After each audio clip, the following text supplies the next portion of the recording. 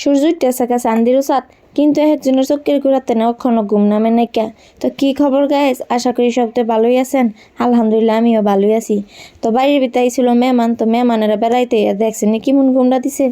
তো আগে যদি জানতাম এই টানা তো ঘুম টানে উঠতে দেরি করবো, তাইলে আমি আর কষ্ট করে নাস্তা বানাইলাম নইলে, মানে আমার একবেলার খাওয়ান বাচ্চা গেল গেলে আর কি। তো কি আর করার, নাস্তা যখন বানালে সিডিরে তো খাওয়ান লাগবো, নাইলে আবার আমার খাওয়ান নষ্ট হয়ে যেত কেনা। তো বজ্র মতো ডাইকে এগুলির উড়াইতাম পারি নাই আমি, তো ওখানে আয় পড়ছি ডিরে জ্বালাইতাম। তো আই আবার দেখি আমার লক্ষ্মী বাগ আমার সুন্দর করে ঘুমোতে নইটা বই রয়েছে, কিন্তু বাকিগুলি একটা উঠে নাই কে।